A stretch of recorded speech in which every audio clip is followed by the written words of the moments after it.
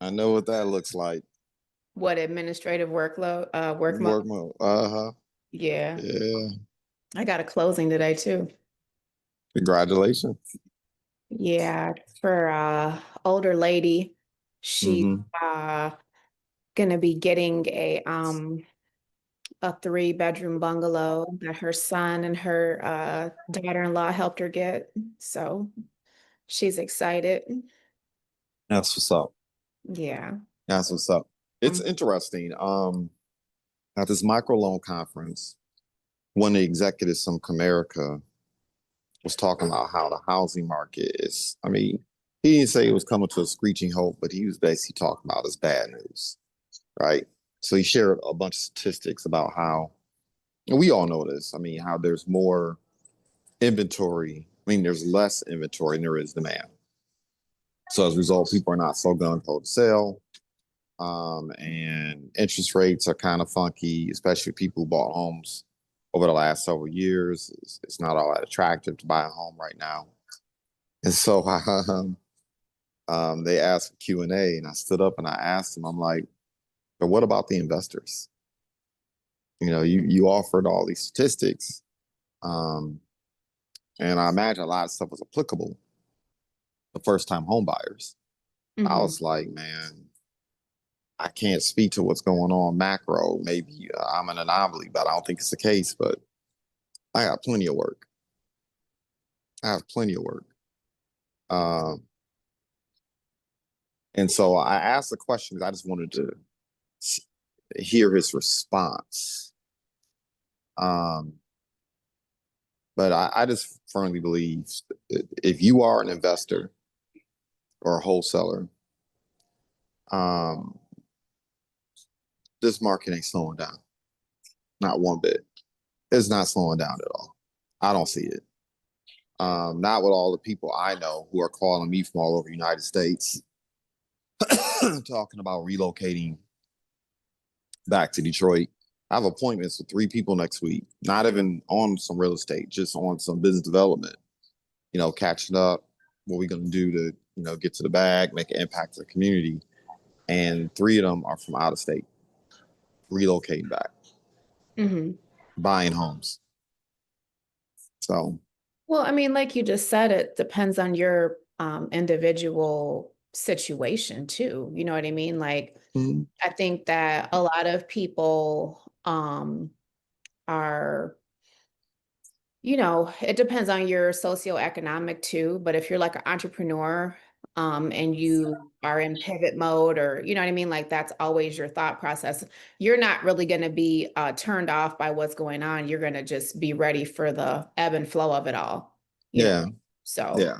I think that's what makes it kind of different for people in that operating in that space, Hmm. just makes it different for them. But I do think that there's a lot of uncertainty with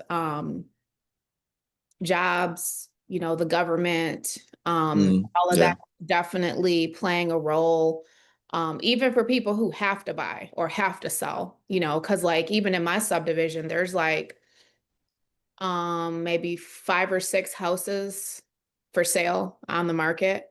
Um, so people are definitely selling, and Hmm. they're, Hmm. the way that they're priced too, they're priced below the appraised value too. That's interesting. Yeah. That means reality and slapped them upside the head. Yeah, I Yeah. mean, Hmm. definitely. So, Hmm. or maybe just circumstances, True. change, True that. because we do have all of those layoffs and things like that. And maybe they just are downsizing, they don't really want to continue to pay, Hmm. because it could definitely be expensive, you Yeah. know. So, yeah. Yeah. So since our talk Wednesday at the luncheon, I have been getting all these videos. I swear they listen to everything. I'm getting all these videos in the feed about people talking about how to pivot, what to do.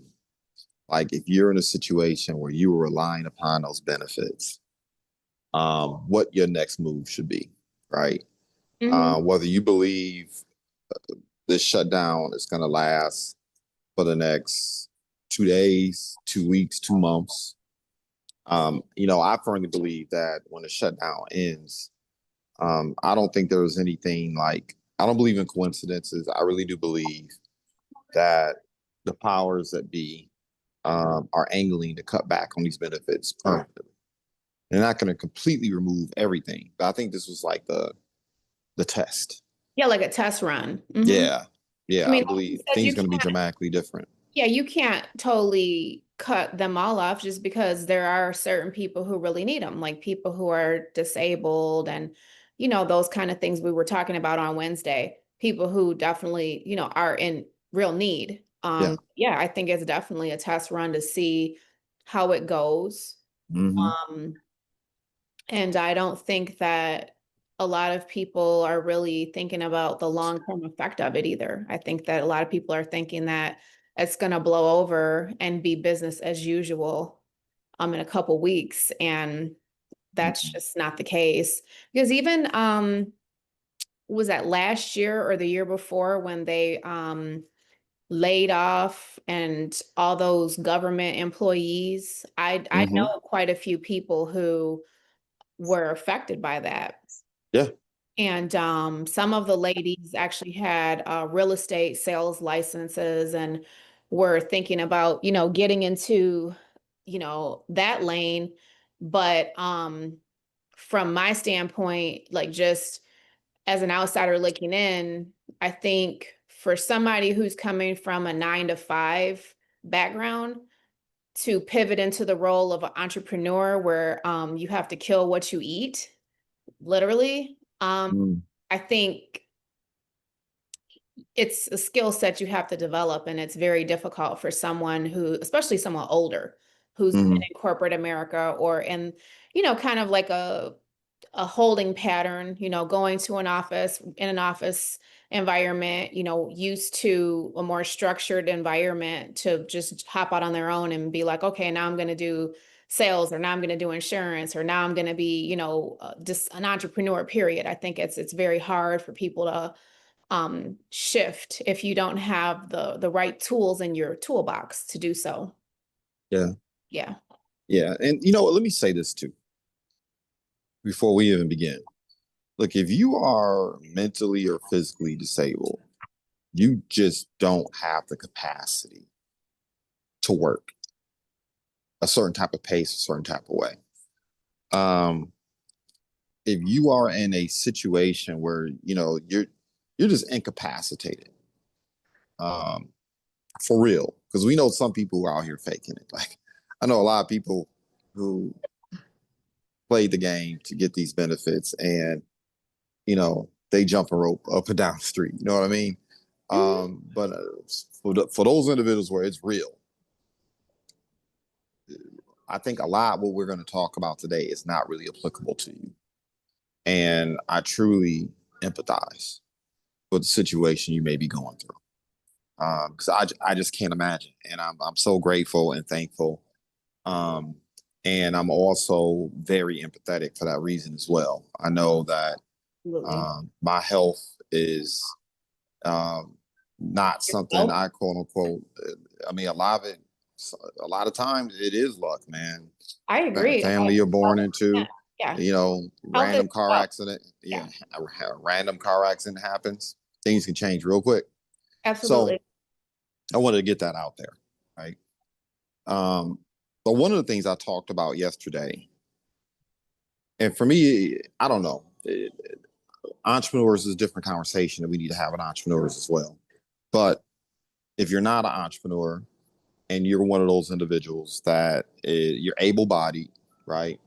And whether you're working a job paying you $12 an hour, or whether or not you're working a job paying $30 an hour, one of the questions that was asked of me is whether or not everyone can do entrepreneurship. And I don't think everyone can do it on a really high level, right? Where you're elite as an entrepreneur once you start earning six figures plus. And I think it's important to keep that in perspective, that most entrepreneurs, most small business owners are not paying themselves 100, 250, 500,000. You listen to these, social media exposés and people out here popping their collar, and it's tempting to think that something's wrong with you, or, you're malfunctioning because you're not knocking down $1 million a year. You need to understand that most entrepreneurs are not living like that, right? So that's number one. But number two, the primary reason why I firmly believe, particularly people coming from corporate America, and I can speak to this because that was the space I operated in for a period of time. It's not that you can't do it, is that you get in your own way. What I share with the group was that the primary reason why a lot of people who have a lot of talent, a lot of skill stacks, a lot of capacity, ability, is you care too much what other people think. That I firmly believe that is the primary reason why individuals fail out the gate. They spend too much time getting stuck in paralysis by analysis.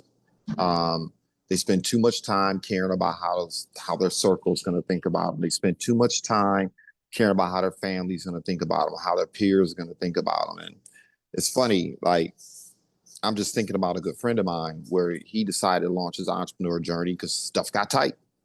Started going through a situation.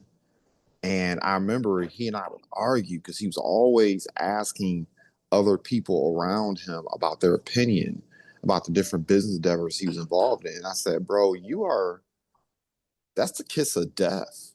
Why do you even care? Like, the only people you should care about are the people you serving, right? Is there a population of people out there that are desirous of what it is that you offer and meeting their needs? Or if you're going to have a conversation with someone, have a conversation with someone who's done it. You should be asking, at least at the very least, ask another entrepreneur, not a part-time entrepreneur, not somebody calling themselves an entrepreneur and they really have a job that's supporting everything. I mean, somebody that got it out the dirt, got it out the mud, right? If you're going to ask someone about not necessarily even whether or not your thing is viable, because if they don't specialize in your industry or the product or service you're offering, that can be problematic too. But ask them what it takes to get the business off the ground, right? And I watched him struggle for like now going on 3 years, and he finally got that feeling in his gut that those of us who do this all have. There are days where you just don't give a F. Like, I just don't care. Like, I don't care. I don't care about your socioeconomic status, because you can be winning and sitting on the curb tomorrow. So I don't care. I don't care about your political affiliations. I don't care about the zip code you live in, the family you were born in. I don't care about your ethnicity. I don't care about any of that. The bottom line is there are days where you can get it. If you're within 5 feet of me and we make eye contact, you can get it. Right? You can get this you're gonna get this introduction. You know what I mean? And I think that's where a lot of people fail. Like, if you are, because here's the thing, and I want people to understand this. I'm not talking from academically. Like, there have been 3 times in my entrepreneur journey where I've been on my knuckles. The most recent coming out the divorce, right? Where I didn't have clothes. My credit was getting destroyed because of the other party and some dumb mistakes I made as well. I didn't have an address, not a permanent one to call home. I wasn't out on the street. That ain't going to happen. Because I always have to make sure I have, even if it's 3-4 months, I'm going to make 6, it doesn't matter. I'm going to make sure I always have a roof over my head for my kids. Because I can live out of a brown bag, but I ain't going to put my kids through some terrible situation, right? But people need to understand that. Like, I'm speaking from experience, right? And I'm thinking about the benefits that people are receiving, because I don't know, because I haven't been about that life, right? As an adult. But from what I understand, these benefits that people have been receiving amount to somewhere between $275 and like $400. So when I've been going online doing research, I've been going online, even listening to other people's testimonies, that the average Joe, at least from what I've been able to ascertain, they're getting $375, $400. I've heard some people say they're receiving like $250 or $275 in benefits per month. And I'll be frank, I was listening to that and I was like, man, do you you know how many ways I can think of to earn just $300 in a day? And look, it's across the gamut. Nothing illegal. Maybe maybe you walk that gray area all the Well, way I to mean, yeah, the legit. first thing that I thought of was a gray area activity like panhandling at the gas station. Oh, I Like, was thinking about some other stuff. There's some other yeah. things you could do. I mean, no, I'm just There's saying, some people, yeah, like asking people at the gas station, like, yeah. hey, I'm kind of doing bad. Can you, help me out? Whatever. Man, But look. I mean, but you know what? It's a mindset too. Yeah, It really is a mindset because you're far removed from it. You, like you said the last time, oh, I don't even know how to like go about trying to get the benefits. Now I yeah. do because And there, but hold on, it wasn't too far ago. I was going through the BS.com. of course, yeah. But I still, the first thing that went through my mind wasn't to go to apply for benefits. I never thought about applying for unemployment. I never thought about applying for SNAP. I never thought about applying for any type of government, state, county assistance. And you never would because it's a mindset. And because number one, it's not enough. Agreed. I mean, it's not enough. So you're going to get yourself trapped into a situation. And once again, it's not to be empathetic, but we are hoping this talk for the person that's drawing the line and saying, I said, I'm not getting caught up in this trap. I deserve better. My family deserves better. I have children. I got to respond. No. $375 a month is not enough for me to stand pat and wait for something to happen. $2,000 a month and some type of government aid or income, that's not enough.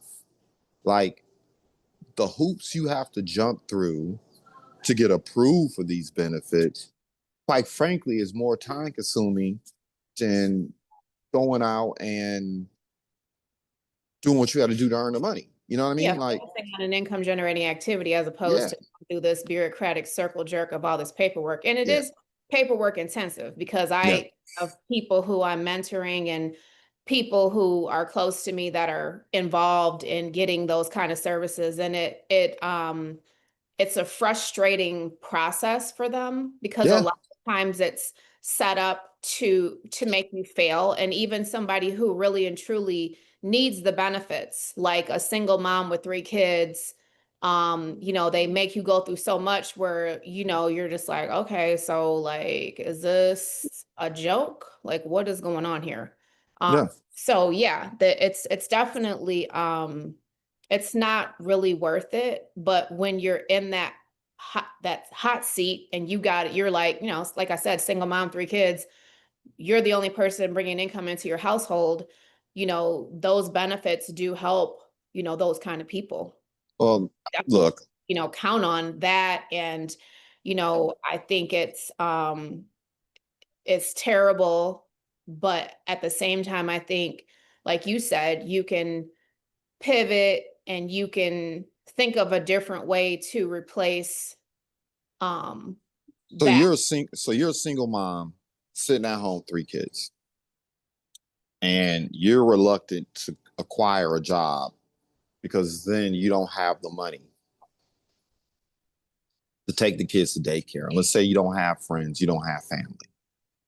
Man, one of the first things I'm thinking about is calling up everybody I know with kids and being like, hey, is daycare expenses? Like, are things tight because of daycare expenses?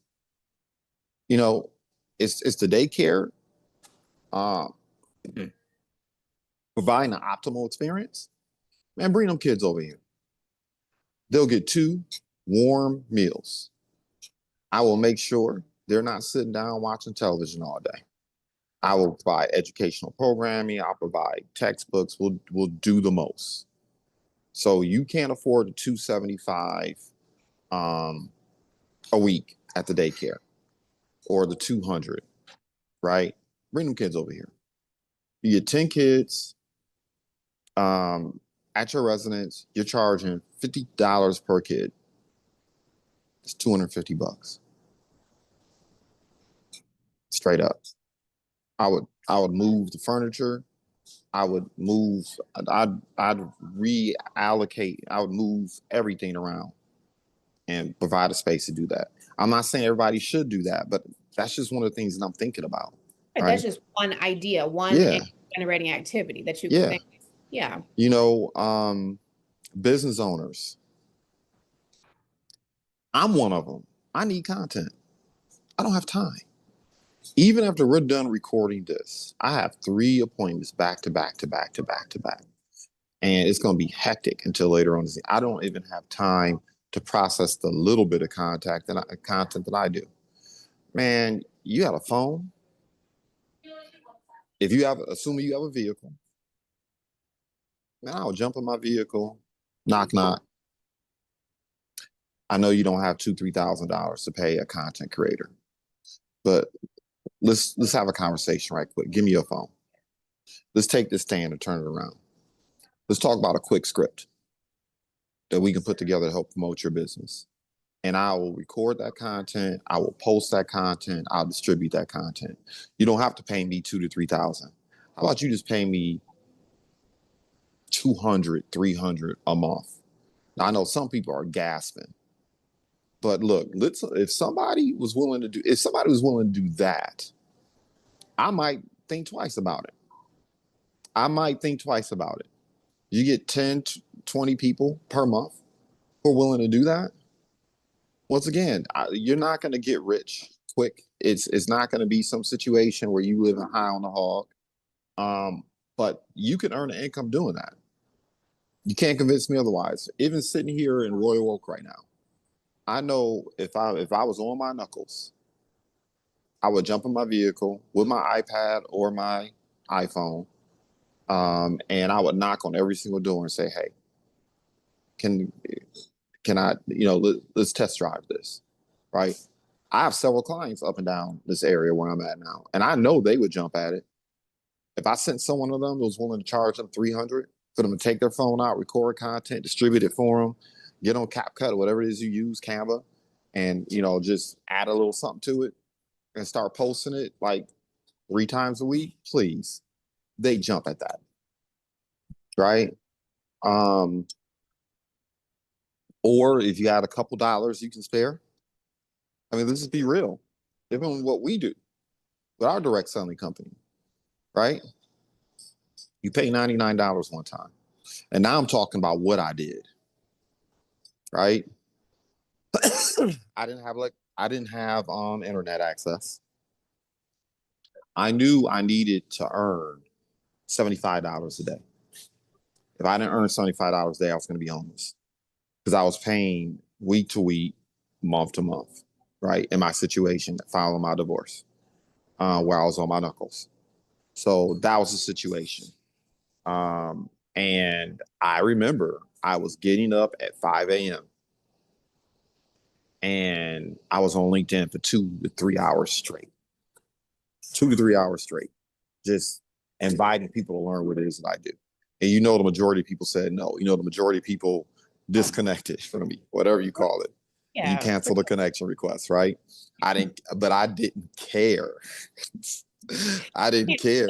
Connection request, like block it. I was getting blocked left and right. But you know what? I was still touching 100 people per day. Right. The mission being completed, no matter what. Yeah, no matter what. 100 people on LinkedIn was gonna get it. And that's exactly. And I knew after I did that per day, I'd probably get only 3 to 5 people who were like, okay, I'll give you a shot. Tell me more. Let's do a Zoom together, right? And I was like, hot damn, that's all I need, right? Then I would leave out the residence because at that point, I was using too much of my internet access on my phone because the residents didn't have internet.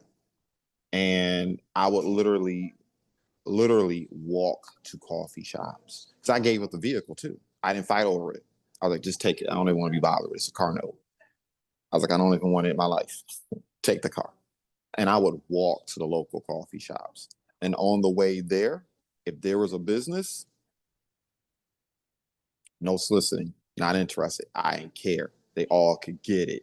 On a walk to the coffee shop, I knew I was going to walk for an hour, north, east, west, south. It didn't matter. Hour walk for every coffee shop that was in the area. On the way there, my name is JuJuan Buford. I'm representative with ABC Company. You know, what I'm doing may not be for you, but I want you to know I'm a local representative, right? It was to the point where I forgot what store was it. It was some like Value World type situation, right? I remember I had a couple dollars scrubbed together. So I bought a couple pair of jeans, a couple pair of polo shirts, man. My jeans was getting worn out because I was wearing them every single day. Same jeans. Went and got some decent shoes. You know what I'm saying? A little $10, $20 shoes where your feet hurt after 3 hours walking in them. I didn't care. I had, bought myself a little inexpensive jacket so I didn't look like, make sure. Man, I didn't even have money for shaving cream. I used soap. Took soap, shaved myself up, right? If you look at some of my footage before the pandemic, I had hair. I got a fro for real. I cut it off because I couldn't afford the haircut. So I got it cut off, razor, with soap. You did it yourself? Yeah. Oh, wow. You know how long it takes?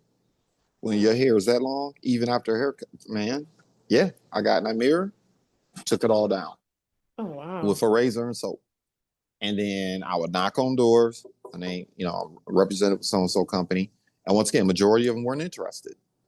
I didn't need everyone to say they were interested. I just needed 1 to 2 people per day to say, okay, I'll give you a look. I'll at least listen to you.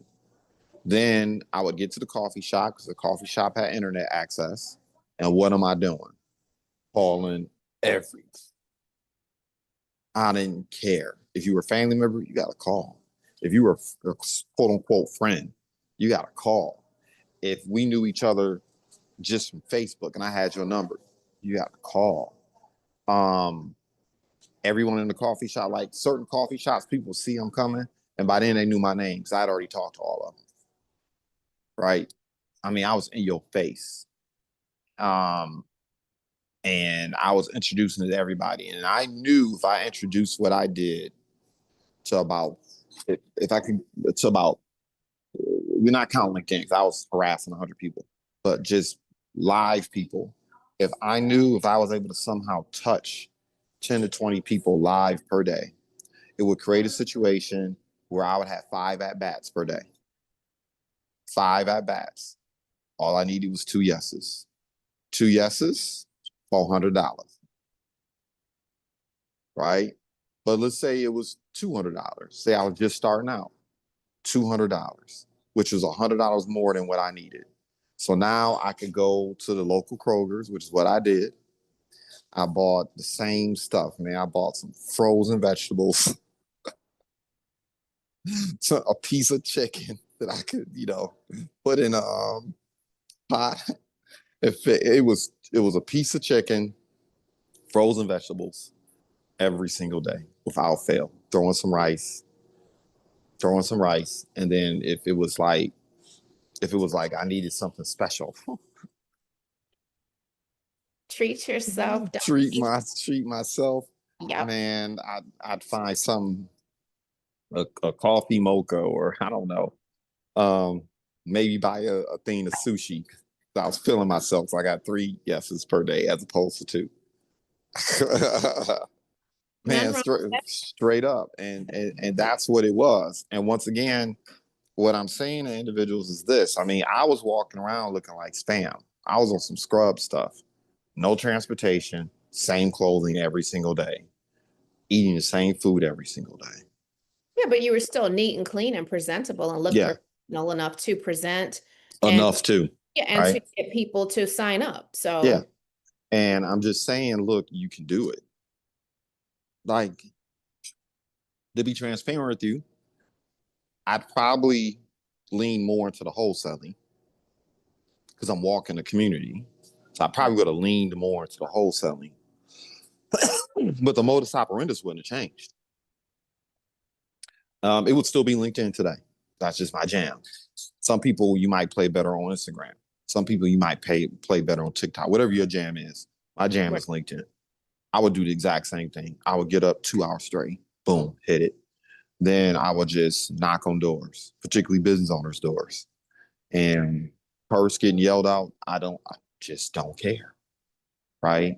Um, yeah, I would do the exact same thing. I'd find a coffee shop that had internet access.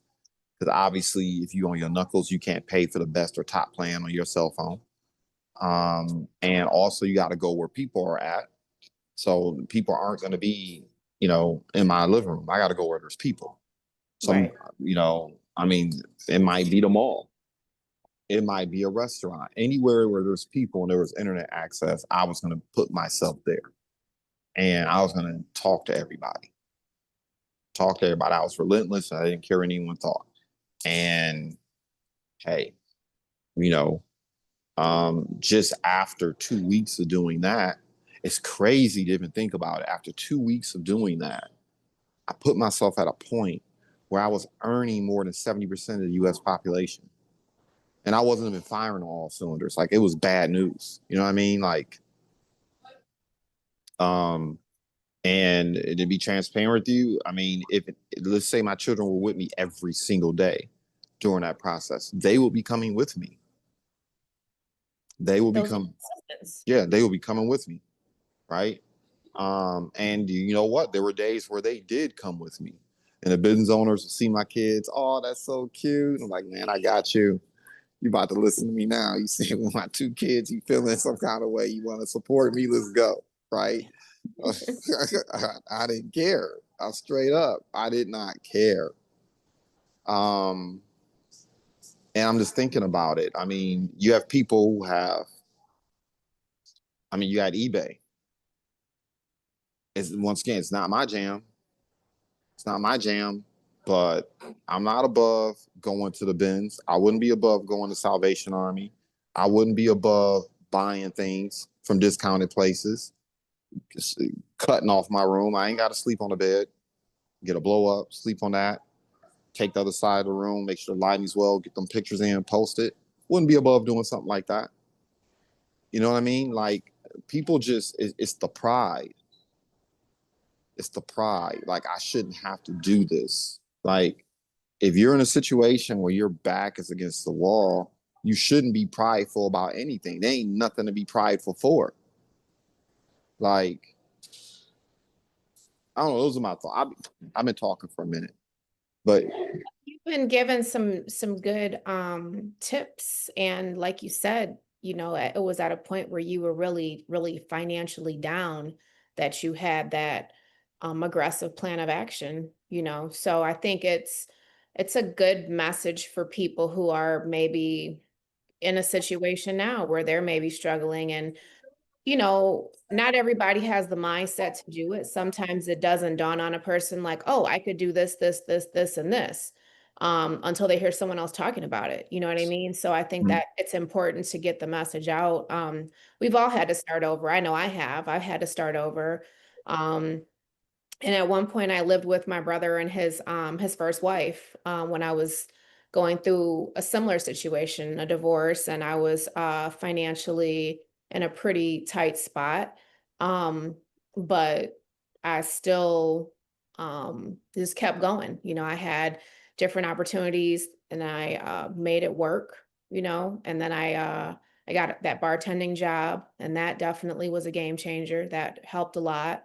mm, Because that's a good job to have, because anything, bartending, waitressing, you're going to be meeting people every day and talking to yeah, people every day. And yep, that's the beauty of that kind of a job, is that, like you said, you have to go where the people are.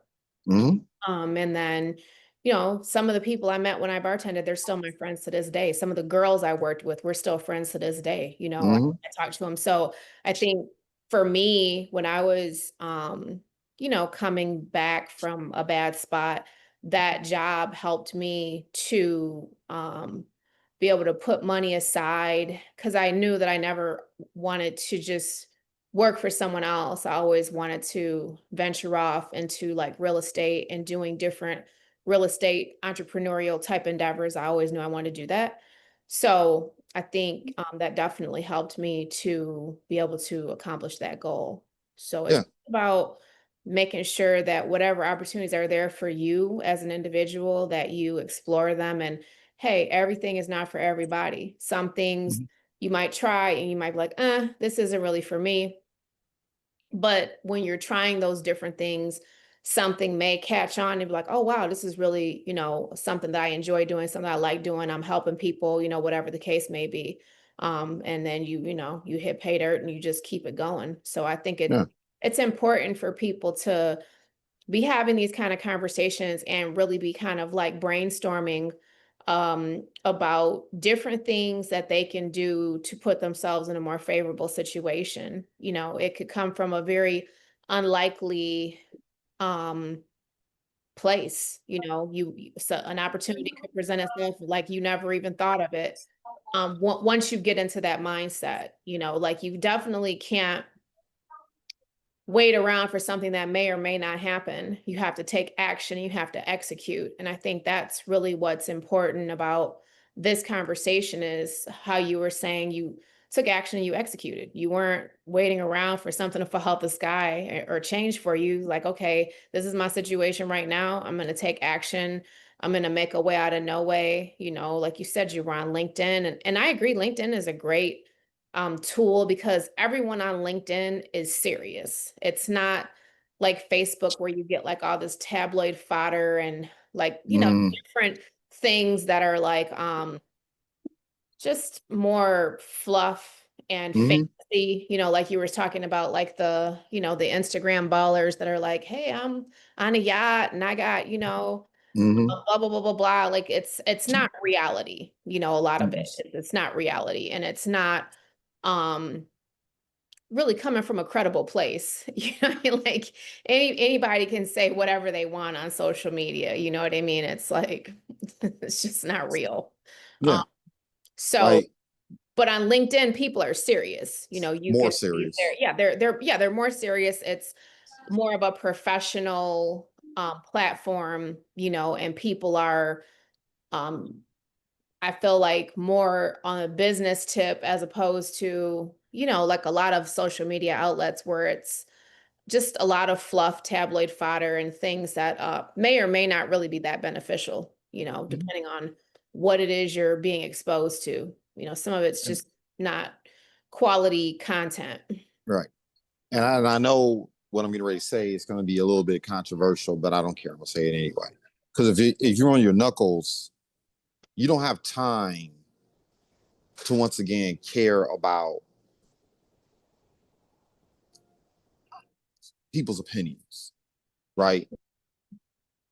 And I'm going to say this because obviously, if you listen to me, anyone's listened to me before, I tell people if you can monetize your passion, that's what you should do. Because if you're passionate about something, you'll go the extra mile. You'll sacrifice more. You'll stay enthusiastic long enough to have success that you're having. But if you're on your knuckles, once again, relying on these benefits, man, forget your passion. If it works, it works. Straight up. Right? I'm not about to go out right now because I'm just not passionate about it and sell health supplements. I'm not going to do it. Right? Because I don't have to. And I'm just not that passionate about health supplements. But I'm a healthy enough looking guy. I work out well enough. My physique, I don't look like trash. Right? And look, if there was a health supplement company I could get excited about, or I would get excited about, I'd be calling up gym owners, harassing. I would literally open up the entire list on Yelp or whatever it is people use today to do these things. Pull up an entire listing, and guess what I'd be doing? Right? I'd be calling them up. I'd be harassing them, talking about affiliate relationships. Right?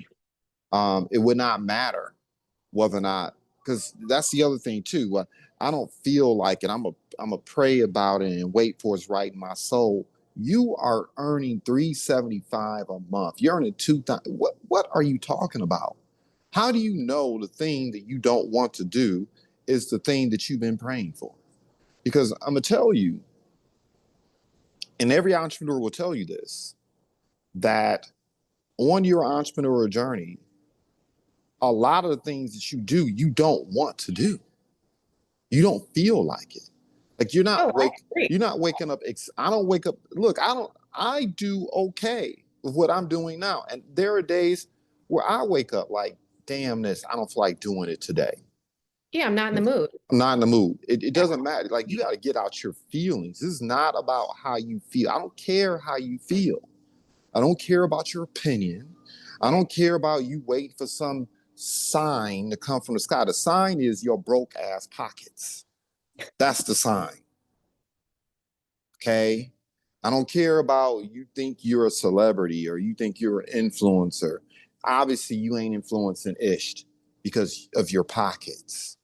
I don't care if you have this vision about this t-shirt brand you're going to promote. I don't care. You have children, you have responsibilities. I don't care how you get it, long as it's legal. But you sitting up waiting for, number one, even if you find the thing that you're interested in,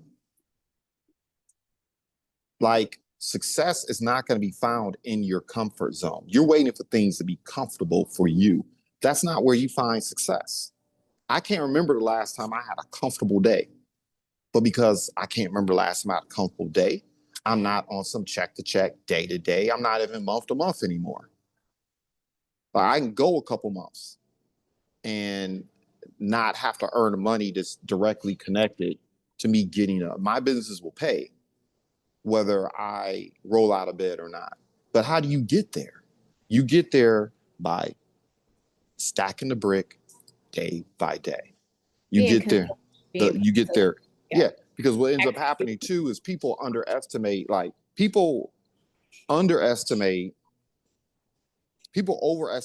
you can get done in the short term and underestimate what you can get done in the long term. Right. And there are no overnight success stories. You just learn about the people overnight. Because while you were doing whatever the hell you were doing, that person was grinding day in and day out.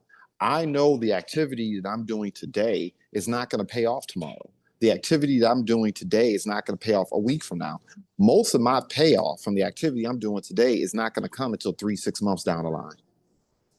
The relationships I'm developing, that I developed over this past week, most of them aren't going to come to fruition for another month or two. And I'm pretty effective at my follow-up and communicating the value prop. And I still know that.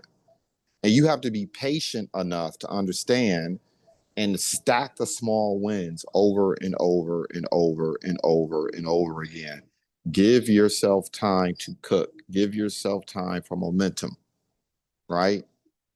And for God's sakes, don't listen to people who share your problems. They don't have answers for you. If they did, they wouldn't share your problems. Right. Like, don't do it to yourself. Well, like you said, like the trauma bonding, like let's get into the execution mode. Let's get into, okay, this is the issue.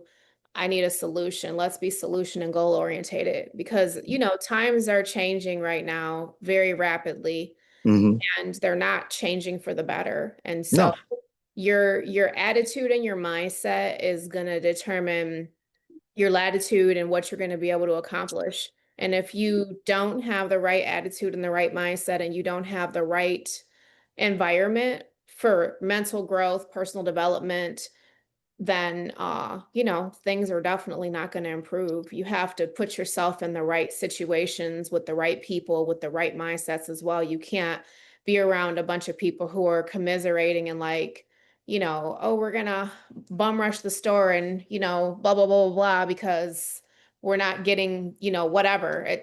That's counterproductive thought process. It's not going to get you anywhere. It's like jogging in place on a hamster wheel. It's not going to get you anywhere. Everybody else's goal and solution orientated problem solving and jogging around the track, not jogging in place. And that's what your mindset needs to be. And you need to surround yourself by people who have that kind of mindset, even if you don't feel like it, like you feel down. That's why you want to get in those circles so you can get built up. For sure. Yeah. I mean, yesterday, I'm using yesterday because the last 2 days, I was kind of in a space forced to operate within that ecosystem for 2 days. I made that commitment. But man, if I was sitting at a table, or if I was talking to someone, or if a group of people gravitated towards me, or if I decided to put myself in other people's space, if anyone was talking about anything negative, I immediately turned around and went on about my business. I got up from the table. I got out of the space, because you can't make smart, positive decisions when you are in a negative space. You can't. When you are literally like, your mind is inundated with the things you can't do and the things that you don't have, and you want to blame everyone around you. That's not a mindset to create solutions. Your creativity is blunted, No, right? it's crippled and Yeah, stymied because you don't have the right synergy around you. yeah. And that's why, like, a lot of times, like, even when we have our discussions, when we're having like our meetings, how I talked about like cutting certain people off, including Mm, people close to me.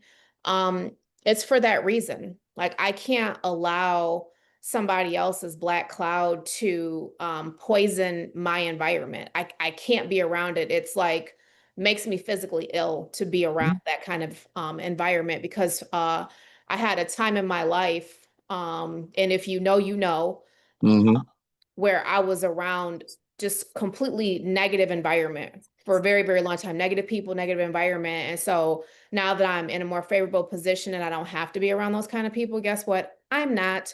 And it's just that simple. mm-hmm, So, it's garbage in equals garbage out. And if you don't want that kind of mindset, you have to put yourself in a more positive environment, and you can't trauma bond with people and get on the pity party, like, okay, this is what's happening, but I have to do X, Y, and Z to move past it, to get mm-hmm. along with everything what I'm doing.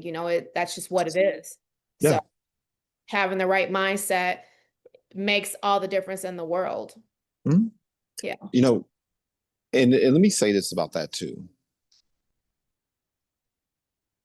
It is very rare, especially especially now, but even in the past, if I was moving on from a group or moving on from someone, I didn't have to hate. You don't hate on them. You know what I mean? Like, I distance myself from people. I don't diss them. Like, I'm not gonna, because they're not, if they don't want to move at the pace I want to move at, fine. You don't want to play the game with the intensity that I play the game with, fine. You want to be on some BS.com, fine, fine. But I'm not going to diss you. I'm just going to distance myself from you. Right. Because That's called being tactful and diplomatic. yeah, that's how you go about. So I want to make sure people understand that part of the equation too. When you realize you need to move away or put space between you, family, and friends, or people who are familiar with you, don't diss them. Just invest your time in doing what you need to do, and just distance yourself. And most time, they'll get the message. And if they start hating on you, then they weren't for you anyway. Yeah, I mean, You it know? doesn't have to be overt or blunt. It Yeah, could be very subtle. Like, they're contacting you about X, Y, and Z, and you're just simply not available. It's yeah. it's never rude, disrespectful, or hurtful. It's always done from a place of uh love, and a Mm-hmm. place of wanting to be tactful and diplomatic at all times. Like, Mm-hmm. never, I mean, there's no reason to burn bridges with people just because your viewpoints are not don't align. Yeah. We can Now, agree to disagree. It's just that simple. And not even so have to have a conversation about it. Like, we're too grown to be having conversations sometimes about, when people be like, oh, I want to, figure it out. It's nothing to figure out. What's understood doesn't need to be explained. And mhm, that's just the bottom line. It's not even a conversation we need to have. We just, have completely different viewpoints on this. And it's okay to respectfully agree to disagree, and to not even open up that can of worms. It's not mhm, necessary, because we're mhm. all grown. People know what they're doing. So Now, let's say you get a couple bucks. I said this yesterday in front of a room full of grown adults. I said this to them. I was like, you all think you winning because you earning 100K. You ain't winning. You ready to start up a new business, multiple streams of income. I was like, you ain't ready. You're not ready. You got people running around here, out here, 4 and 5 businesses. You can't break the 250K mark. You want to know why? Because you got 4 and 5 businesses all paying 20, 30, or 50 here. What's easier, building one business that will pay you over 100K or building 5? Because the income, the revenues are the same, but you're split 5 different ways, right? Look, when you start climbing out this hole, don't chase another shiny object. You develop some type of skill. You develop some type of ability at that point where you're generating income on a regular basis. But you're not elite yet. You're not crushing it. You need to keep doing whatever the hell it is you were doing once you start generating income on a consistent basis. You need to double down on that ferociously. Don't let some knucklehead run up on you talking about, and I mean, unless it's like so interwoven and related that it just makes sense, don't do it. Right. Don't do it. That's number one. Number two, don't get credit cards because you're going to be tempted to do it. You're going to be tempted to do it. You start earning some additional income. It's like, okay, all right, I can get myself a place to stay. Okay. I'm earning because you'll get those phone calls when you start getting back on your feet. We all get them, right? The robocalls. Hey, go get this car, this high interest car, because you need to look good in a vehicle. People will do that. They'll start climbing themselves out the hole and they end up getting some car note, $500-$600 a month. Have you lost your mind? No. You get yourself a tow down used vehicle. And if you can lease, there are places where you can lease BC class vehicles. Like there are places that you can lease vehicles for work. If that's what you have to do, that's what you have to do. But don't get yourself a car note where you're paying an extra $500, $600, $700 per month because you want to feel good about yourself. Feel good about the accumulations taking place in your account, that you're not broken on your knuckles every single day, hand to mouth. Don't do that. You're gonna all of a sudden these credit card companies, since you got a little bit of income, they're gonna come at you and say, hey, get this credit card for $300-$500. And I've seen people do it. And guess what? I made that error in judgment before in the past, right? Well, all of a sudden you got like 10 of these $500 credit cards and you start spending the money on the credit cards to do the other things. And then what you don't realize is like debt is not bad. Debt can be a beautiful thing. But if you're using debt to pay for food, if you're using debt to pay for shoes, if you're using debt to go out to eat, if you're using debt to buy things where there's no ROI, that's bad debt. That's stupid debt. Don't do it. What you do instead with that extra money is you get yourself a secured credit card. You take the $200, the $500 you scrounged up, get yourself a secured credit card and start building your credit again. Me personally, what I did is I started setting up net 30 accounts, right? So Uline, I started buying stuff from Uline. I started buying stuff from Granger. I set up a Quill account. I found out what other companies that would report to Dun & Bradstreet that would allow me to set up net 30.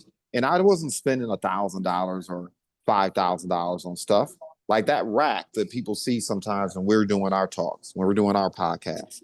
That rack, that black rack, is actually something I bought years ago. And it was on, I did it on Uline. And they gave me a net 30 account. And so the rack gets dropped off 3-5 days later. You got 30 days to pay it back, right? I started opening up these net 30 accounts because I wanted to build up my credit. So at some point when I was ready to make the investments I needed to make back into my business, not back into my lifestyle and look good for other people, but back into my business, I had the capital to do so.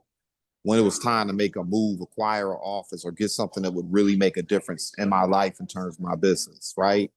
That's what you should be doing. Once you get to the point where, like I said before, you're just above survival, you're going to be tempted to blow the money. You're going to have a little bit of extra and you're going to want to reward yourself. Don't do it.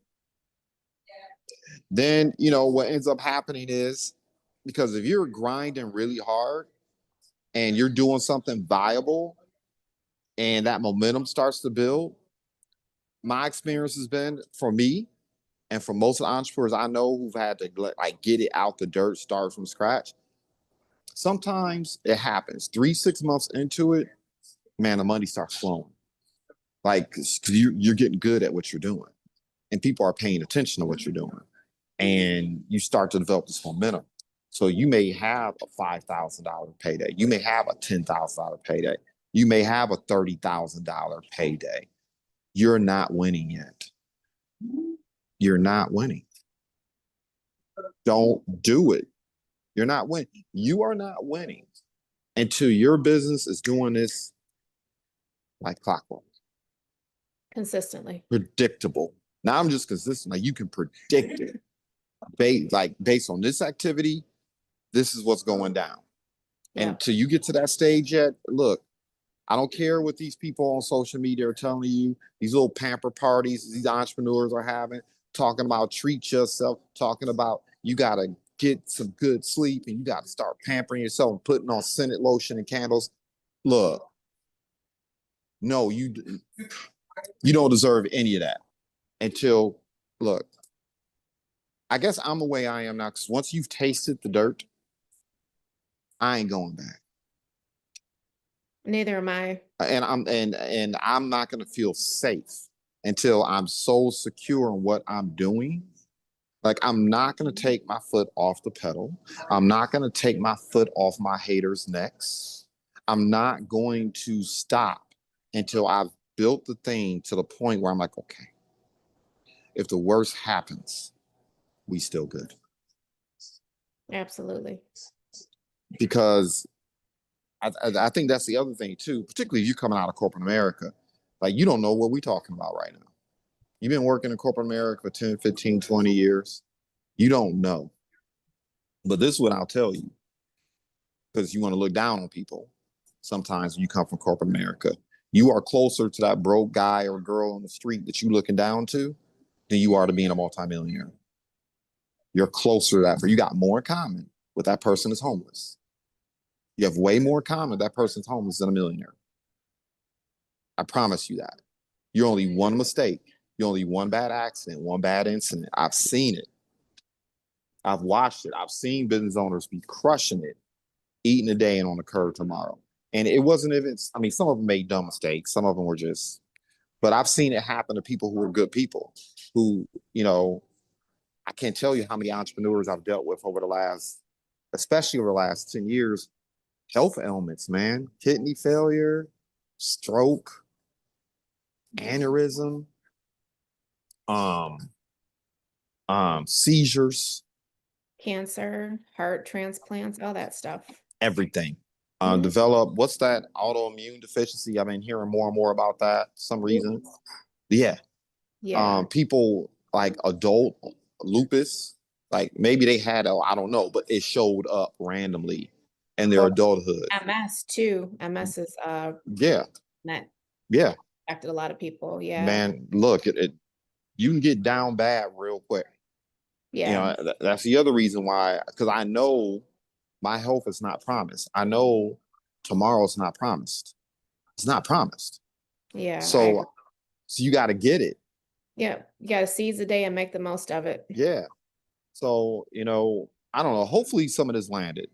I mean, you already know me. I can think of 5, 6 other, probably 100 other ways to earn money, right? I was sitting back thinking about it today. I'm really good with MailChimp.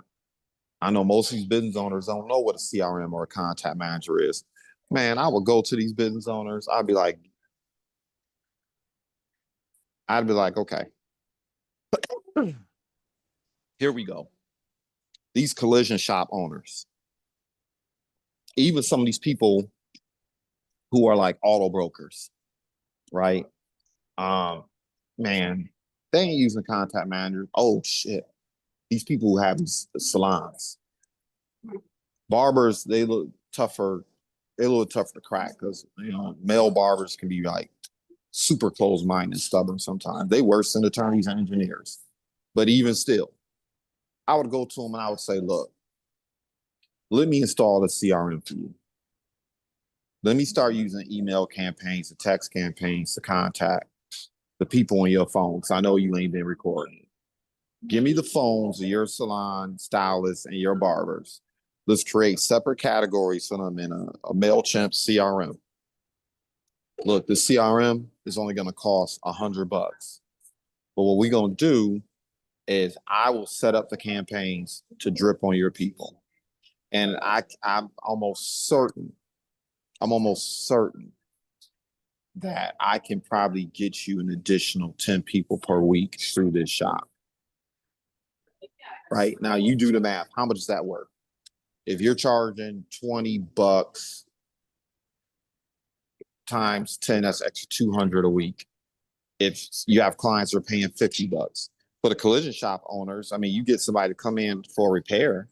If I can help you get an additional, you only need additional 10 clients per month for it to be worthwhile. Right? And might get one client where you just hitting them over the head and it's worth it. And you know what I mean? I'd be like, Those look, auto shops, man, especially for people with used cars, it's typically a money pit. Yeah, I'd be like, look, this is what we're gonna do. I need a couple bucks to get it started. I'm not even gonna hit your pockets. I'm gonna prove what I'm worth. But as a result of this business that comes through this CRM, I want a percent. So I need 15%. Well, I don't want to get, well, you can pay me up front or you give me my 15%. Well, you wouldn't have earned the extra $2, $3, $5,000. I wasn't here anyway. You have nothing to lose. It takes money to make money. Give me. I want. You're not even paying. Give me my 15% or whatever it is I bring in for you. Right. Right. And you can. I mean, I'm sitting here now. I can see several businesses I know I could run this with. Some of these restaurant owners where the people come in, they collect their information on the POS machine. Get these people, ask them for permission to join your whatever club or join your ever membership club. Ask their permission. Let me show you how to utilize the CRM to turn those people into repeat customers, turn those people into revenues, create referrals for you. Man, if that paid residual income, Ponce, I'd run out the door right now and do it. Yeah, it's just a mindset. I'd run out the door and do it right now. I would actually do that. Matter of fact, this is what I'm going to do. Because I've had a mind to do this. And this is something I know I can train other people to do. I believe I am. I'm going to start, I'm just going to beta test this a little. I'm going to set aside a little slither of time. And I'm going to start approaching business owners and asking them, hey, if I can show you a way to increase their revenues by an additional, let's say, even if it's just 25%. I want 10, 15% of the increase. Because I want to see business owners win, but I can't do it for free. But these business owners are sleeping on the data. They're sleeping on their contact list. They're sleeping on how important it is to stay in regular contact with the people who have spent their money with them. Right. And that's what I'm gonna do. I'm like, you ain't got to charge me anything up front. Let's make this happen. Let's make this happen.